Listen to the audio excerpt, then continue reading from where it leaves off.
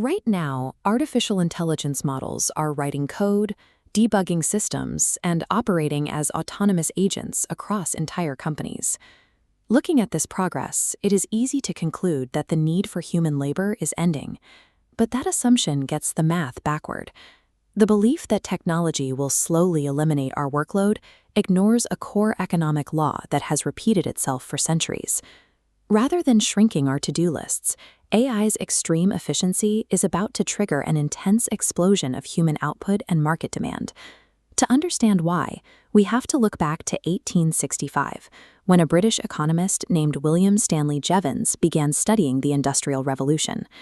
At the time, inventors had just perfected a highly efficient new version of the steam engine.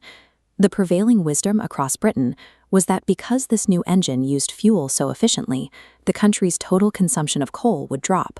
This chart tracks steam engine efficiency over time, showing steady improvement. Because running them became cheap, factories adopted them universally. As a result, total coal demand skyrocketed. Minor individual fuel savings were completely overwhelmed by the volume of new machines. Economists named this the Jevons paradox. When technology makes a resource more efficient and cheaper to use, the total consumption of that resource explodes. Fast forward to today. Frontier AI labs are pulling off the exact same feat by turning raw intelligence into a cheap, abundant commodity. Intelligence is our modern equivalent of coal. This chart tracks the cost of AI inference falling steadily toward zero. But industry leaders like NVIDIA's Jensen Huang argue that as these models become more efficient, global demand for inference will surge by 1,000,000%. We've seen this play out before. When ATMs were introduced in the 1970s, bank tellers feared their jobs were obsolete since a machine could now handle the cash. Instead, ATMs reduced the cost of opening a single bank branch. With lower overhead, banks opened thousands of new physical locations, which required hiring far more human tellers to manage specialized services. AI follows this same pattern, making the software equivalents of those bank branches cheap to open and pushing the total market size to a scale humans alone couldn't reach. This dynamic changes how startups build. Companies like Dust realize that you don't need to spend billions training frontier models yourself. You can succeed by acting as the middleman, routing cheap tokens to the user. This mirrors the strategy of the Cargill family, who built a $150 billion empire over the last 160 years. They rarely farmed the grain themselves. Instead, they owned the grain elevators and the logistics infrastructure sitting right in the middle of the supply chain. Dust uses a model-agnostic approach, treating large language models like interchangeable energy grids. If one provider fails or degrades, they can swap them out instantly, like switching off Russian gas and plugging into French nuclear power. In a world of commoditized intelligence, wealth flows to the middlemen who control the distribution infrastructure, rather than the groups extracting the resource. As the cost of building software drops, the internal structure of tech companies is shifting. The developer tool company PostHog recently abandoned standard product analytics to build self-driving software.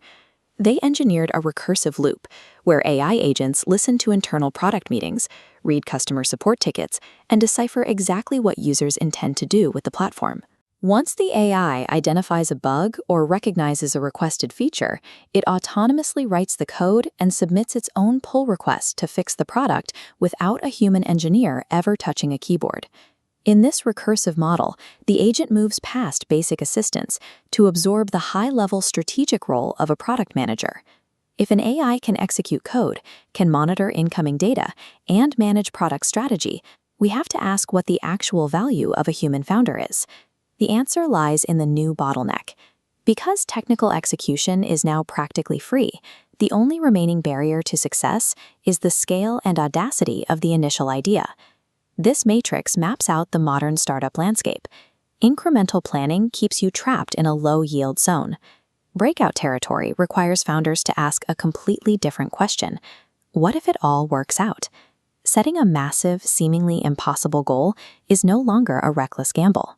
In a highly automated world where investors look for immense upside, a massive vision is the most rational strategy to attract top talent and capital. In 2 to 3 years, the concept of sitting in a chair and staring at a screen all day will seem completely archaic. But the Jevons paradox suggests that the AI freight train is not arriving to give humanity an empty schedule and endless leisure time. Because machine intelligence is cheap, the market will demand faster and more complex projects than human beings could ever previously manage. To survive the AI revolution, builders must abandon incremental ideas and meet the scale of output that an automated future demands.